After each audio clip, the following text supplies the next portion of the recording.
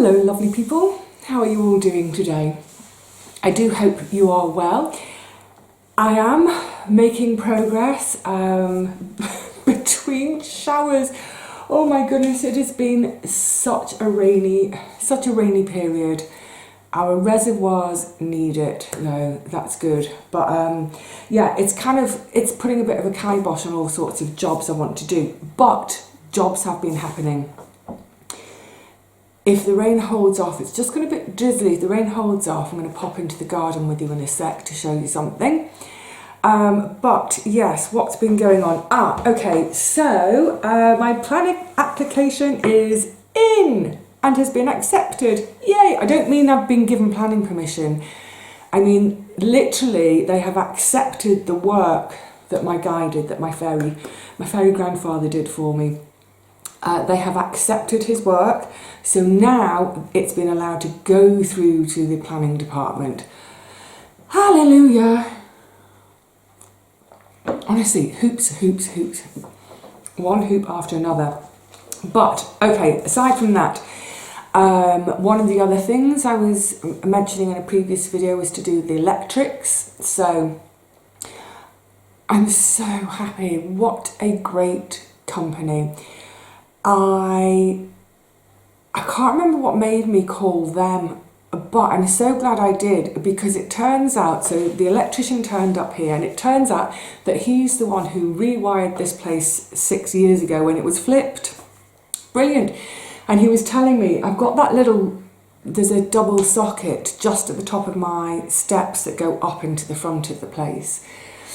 That's where I have my doorbell chime, so I can hear it from the back, I can hear it from the front. And he was telling me how to get that socket in, it took him a day of drilling through the stone to make a conduit to pass the wire through. A whole day to drill just for one socket. And that's why I know lots of folk have said to me, why don't I put a tap outside? But no, I'm not paying someone to spend a whole day drilling a hole and then another day's pay for the actual plumbing work. I'll just open the kitchen window and stick my hose out, it's fine. But he was coming, there were a couple of reasons, and I think I mentioned it in the previous video, I thought of other jobs for him. So I'd emailed, it's a two-man company, two mates, brilliant. So I'd emailed them again to say, here's a list of other stuff. Do I need to make a second appointment? And he said, oh, we'll look on the day. Anyway, done and dusted in one day. So ostensibly he's come in here and checked all the electrics in here. In some cases, they actually remove a socket, remove a light switch, that sort of thing. It's a really thorough check. The electricity was off for about 3 hours. It's such a thorough check. So I am now certified, my flat, the electrics in my flat are certified. And because it's a domestic dwelling, it's not a rental, or it's an owner occupied, I don't have to do that again for 10 years. Brilliant. I mean, if I wanted to do it beforehand, but it doesn't need to be done before 10 years. Then the same sort of thing applied to the communal hallway area. That does have to be done again in 5 years. So I've got a little, I've made a sort of a folder that's specifically about the building. My responsibilities as the freeholder, the things I need to remember to do. This thing's in 5 years' time, or something's in 1 month. So that's all good. But also while he was here, he gave me a lesson. So in the communal area, we have all this sort of fire safety stuff. So we have heat alarms, smoke alarms, and the emergency lighting system, plus the fire exit signs upstairs. Oh, I had a fire exit sign inside my property by the front door, and it's on all the time, and it glows green all night. Honestly, I lie in bed and it looks like there's an alien hatching an egg in my hallway, this green glow. And I don't need it because it's a private property. I'm the owner-occupier. So I'd mentioned to him about, can you just take it out? I don't need it, I don't want it. So he did that as one of the extra things, brilliant. But anyway, back to outside. So all this fire safety stuff, it has to be tested every single month. It's a short test every month, and then once a year, so annually, it has a long test. It's a 3-hour test. And, you know, just the inconvenience of sort of having to organise an electrician once a month, or even if it's on a standing order, to make sure that I'm at home on that particular day every month to let them in to do the checks. And the cost, so that cost, you know, would be shared between the 3 properties, but it's still a cost. Anyway, he's shown me how to do it, so I'm going to do it. Yay! Look, I'm a responsible person, so I'm not some flibbity-gibbet just going, oh, do I press this, do I press that? So I made extensive notes while he was here. He got on with his other work, and then before he left, I said, okay, can I just run through this with you one more time to make sure I've understood everything properly? So I went through it and he said, yep, perfect, absolutely, great. So that's also in my little book now of reminders. So that was good. So I will do that in future and save us a bunch of cash. What else did he? Oh, and so there were a couple of other things I've talked about before. And I mentioned about, you know, removing things, disconnecting things. So then I was just looking at my notes. Oh yeah. So it got to the stage where he was about to, so he did some stuff with the electricity on, and then he needed to shut it off. So I closed down my computer. There was no work I can do without electricity. There's no work I can do. So I thought, right, I'm going to leave him to it. I'll go out, and also so I went out. And for the first time in ages, there was a bit of sunshine. It was a sunny morning. So I thought, well, I'll go and do my bits and bobs of errands, post office, what have you. And then I'd called Paul really early and he was busy on a work call, but then he called me back. And it just happened that he called me back just when I was passing the beach. So sat on the beach for an hour in the sunshine, chatting with Paul, lovely big waves crashing in, came home, and my man, my lovely, fantastic electrician, he'd finished within my flat, and now he was outside doing the communal area. And I came back and it was like, okay, wow, I talked about a list of things I wanted to do in the future at some point. We'll make another appointment. He'd just done everything. He'd done my whole list. So it created a little tiny bit of chaos. You'll see the chaos. I did a little bit of footage right there and then. So this is after my wonderful, wonderful electrician had left. This is what the place looked like. A quickie glimpse of my chaos. Good job. Here was a big fire exit sign that glowed green at night. It was on all the time. It's needed for accommodation that's rental. This isn't a rental anymore, it's a home. So I'm so glad that's gone. I won't have my alien glow at night anymore. And because it's gone, what I've done is I've reinstated, this is a little sensor, a movement sensor, so at night anyone, well, I won't need it, but when I've got visitors, anyone coming from the bedroom around this corridor, down this hall, and especially because of the steps, if they're coming to the loo at night, that will come on and guide their way. And continuing, it's like an appliance graveyard in here now. It's a bit of a mess. Oh, sorry, excuse my washing up. That's supper last night and this morning's breakfast. I just haven't got round to it yet. But yeah, the kitchen's looking a tip. Here we've got the dishwasher is now out. I haven't cleaned, I haven't done anything yet. But what I'm really pleased about, yeah, so it's dusty and mucky under there, but what I'm really pleased about is the flooring goes all the way to the wall. So I'll get this cleaned out, and for now, until I can afford to replace, put cupboards in. So this is where I want to have a freezer. It's too narrow. I need to bump cupboards down, up. Well, the sink is going to move, so I think I'll have my under sink cupboard here and then the freezer next to it.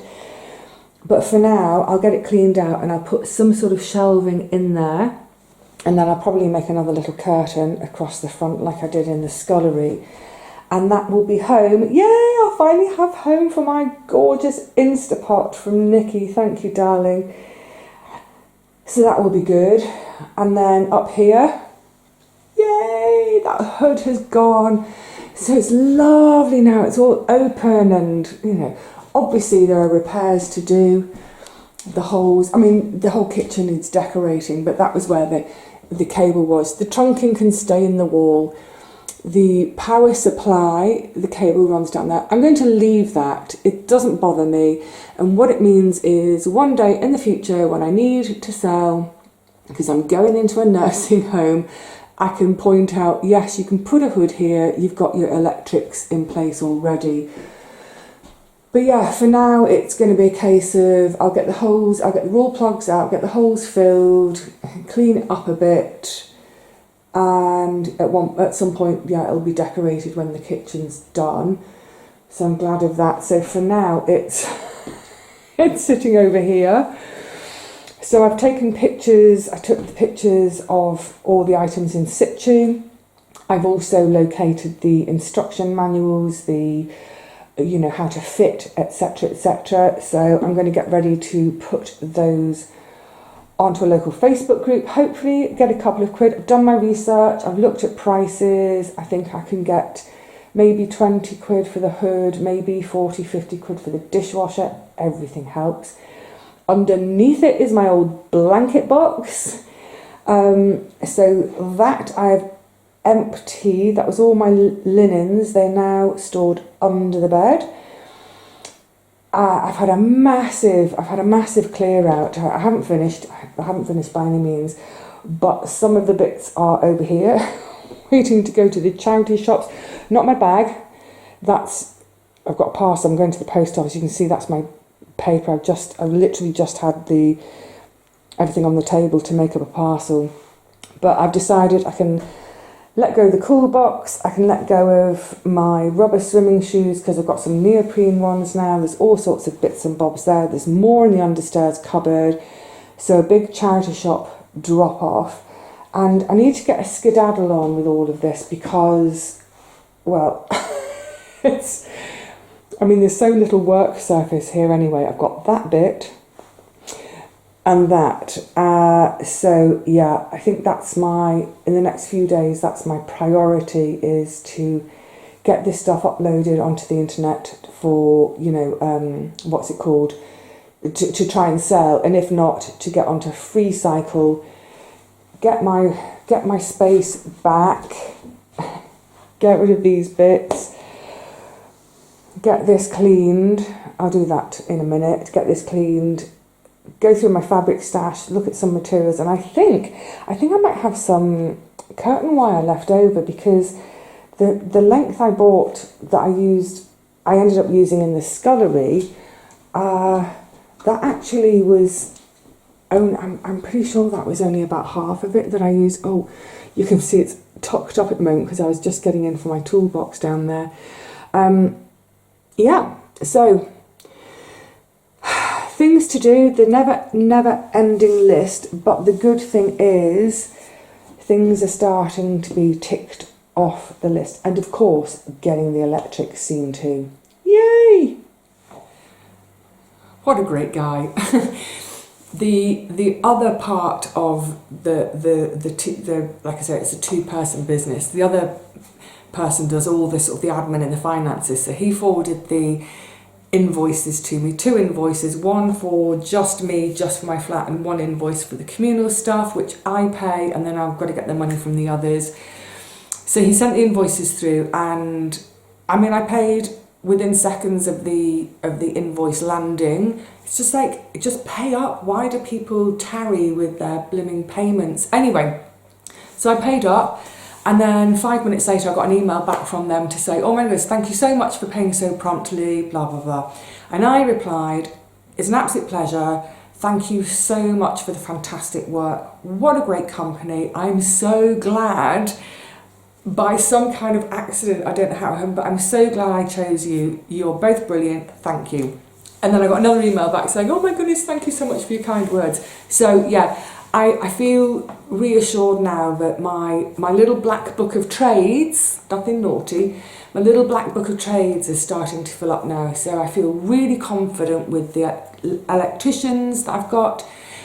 And he was so lovely in the house as well. This is a big thing for me, just really lovely. We were chatting about all sorts. We were chatting about scattering loved ones' ashes around here.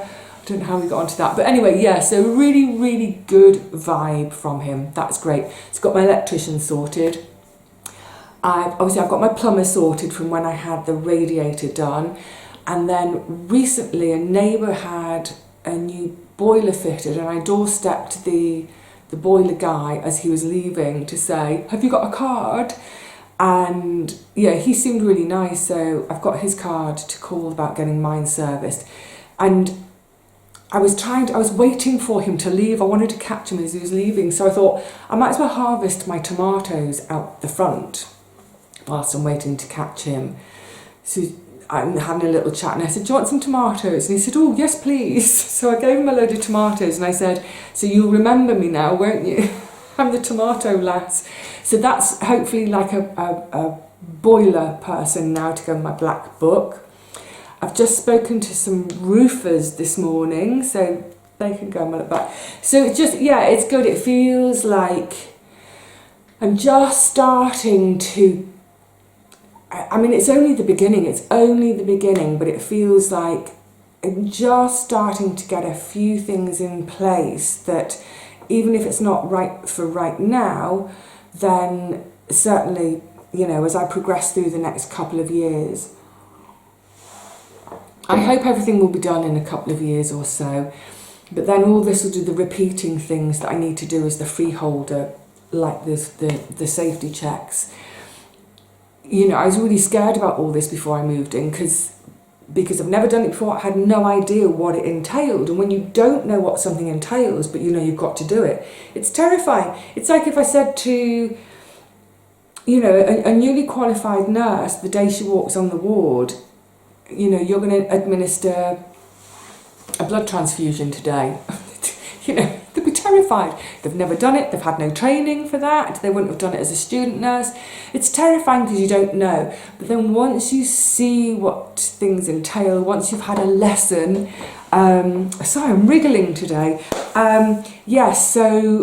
Just feeling generally a bit more settled and confident about all this kind of house stuff. Been settled since the day I got here in terms of being at home. Right, what else has been occurring? I've got them here. So a thank you to Joanne for some hollyhocks seeds, and they're purple, wonderful. So I'm going to give them a go. I've always heard that hollyhocks can be a bit tricky from seed. I seem to remember so many of my allotment neighbours really struggled to get hollyhocks going. The ones that self-seeded very happily self-seeded. So I remember Catherine in particular, she's the lass who had the plot opposite me. One year she had these beautiful, really pale, sort of almost peach colour, but really, really pale, and they were stunning, and she saved seeds, and I think quite a few other people said, oh, can we have some of the seeds? And no one was able to grow any from it. So anyway, I'm really delighted to have them to have a go. It'll be my first time trying hollyhocks. But as I said to Joanne, you know, my grandma always had hollyhocks. She had them in the garden at Langton and the garden down here in Swanage. So yeah, it's me continuing to tread in my grandma's footsteps. Do you know what? There's one more thing I wanted to mention in here, but I think I'm going to see if the drizzle's stopped, because I want to show you something in the garden just before I go into the garden. So I'll explain, because it might be a bit damp out there and we come straight back in. But I have been trying most days when it's not raining, between 6:30 and 7, I go and sit in the garden and I listen to Radio 4, it's the little comedy half hour. I try to do that every day just as a break, because it's very easy to start work at 7 in the morning, work through till 10, and just not take any time to just stop and breathe, you know. So I do that when it's dry, I do that. And we had a rare dry day a few days ago, a couple of days ago, actually quite sunny at times. Was it the same day with all the electrics? It might have been, I've lost track of time. Anyway, so I'd gone out there for my silly half hour, my comedy half hour, and then I turned the radio off and I thought, oh, it's too late, I don't want to go in, I don't want to let go of this being outside. It's still a bit warm, I know dusk is coming. And then, well, I heard a sound, I heard a bit of a thump, thud sound. I'll show you what I'm talking about. Slightly annoying. I can't go outside to film what I wanted to show you because my neighbour's in their garden playing music and I can't have the music because copyright. Anyway, so a few days ago, a week or so ago, I noticed that either the pigeons or the crows were really pecking my tomatoes on the wall. What's really annoying is they weren't eating a whole tomato, they were pecking it and going, oh, I don't like it, move on to the next one, oh, don't like it, move to the next one, oh, don't like it. Anyway, so I decided to rescue them. They're actually just sitting here, and then I'm going to try and show you out the back window. So, this was what was left from it's not actually all the wall tomatoes, and this was the ones that were in the grow bags, the plastic grow bags. So they can just sit here to ripen. I'll spread them out a bit more because they're piled a bit deep. There are some ripe ones here, more of weighing in a second. Anyway, so I decided to take them down to hopefully stop the birds having any more. And in doing so, I thought, right, well, I might as well now take the plants out, chop the plants up, put them in the compost bin, move the bags, so the bags are sitting next to the compost bin waiting to be emptied. So, a bit more space on the wall. And then the thud I heard, let me see if I can show you through the back window without the radio interfering. The thud I heard was Little Miss Wall Squash. I think maybe she'd gotten just a little bit too fat for her wall crevice. She fell out. So, let me see if I'm pointing. So, I've put the bag with the wall squash on there. And then there's a couple more bags with squash in here and here. This is where I've emptied that bed of, oh, I'm all echoey because the bathroom door's open. And let me shut that and hopefully it's less echoey. Yeah, I've emptied the bed of the Coco de Pampol. So I've just rested the squash bags up on that bed now, which meant, yay, I could finally swing the bench around and put the bench where I want to have it. So you can see I have still got 3 tomatoes on the wall. Please don't peck anymore. I need to put that box into the potting shed. That's my old blanket box. But yeah, I'm very happy to see it there. And then eventually I want to extend the bed here to come right up to the bench. And then over here where the rope is, start a bed there, go back towards the wall, then do an L and come this way to meet the bench. And that's what I was talking about when I was talking about lessons learned, is next year, if it happens next year or the year, whenever it happens, is to use that back wall then. I'll have some height either side for growing beans. I mean, it's almost begging for a little pergola, isn't it? But I like seeing through and beyond. So yeah, that was the thud. The thud was Little Miss Wall Squash got too fat for her crevice. So she's now over there and the bench is moved.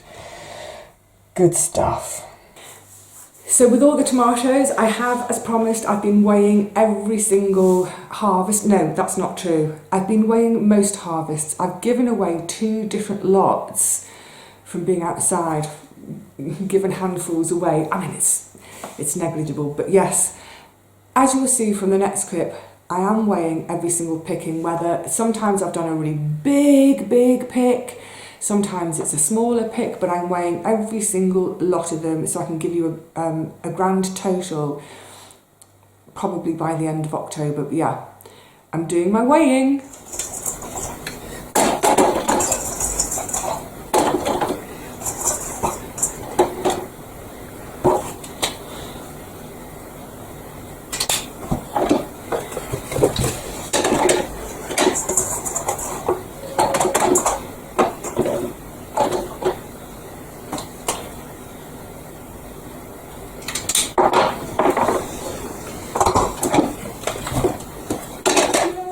fun.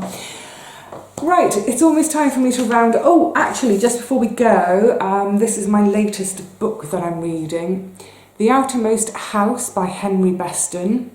The subtitle is A Year of Life on the Great Beach of Cape Cod. So it's a library book, and I was dropping another library book off, having a browse, didn't know what I fancied, saw this, pulled it out and saw the image, and I thought, ooh. And the thing is, my sister spent a few summers on Cape Cod teaching, camp, and she loved it. And the first summer she was in Cape Cod, she wrote to me, God, I was jealous. So she'd have been 19, I'd have been 16, and she wrote to say, it reminds me of Studland. Oh, so I saw this, I thought, oh, let's give it a go, because, I'm always thinking of my sis. I love the cover, actually. So if Cape Cod is like this, here's Plymouth, and now here's the mainland. So most of the towns and villages, they're concentrated on the inside of the arm. He's on the outside, right on the edge here. And I think it's 1928, so it's probably even less developed 100 years ago. It's a really, really lovely book. I don't know how easy it is to get hold of a copy, if any of you fancy it, but it's very quiet, it's very gentle. He builds a little 2-room cottage, shack, cabin, there we go, a little 2-room cabin right on the dunes. And I think we start in about September, so it's just as, even then, 1928, the holiday makers, the summer folk are leaving. So it's his winter on the Cape. Observations of, bird life, of course, observations of the sea, the sand, snow on the sand, when the sand becomes icy, the dunes, the marshes. It's really lovely. Like I said, it's incredibly gentle. Nothing much happens. Actually, I haven't finished it. I'm a little over halfway, 2/3 of the way through. There is one shipwreck. There's that constant reminder of how dangerous the sea can be. We love the sea, we love to be by it, we love to be in it, but yeah, we always have to respect it. It's very much a book about solitude and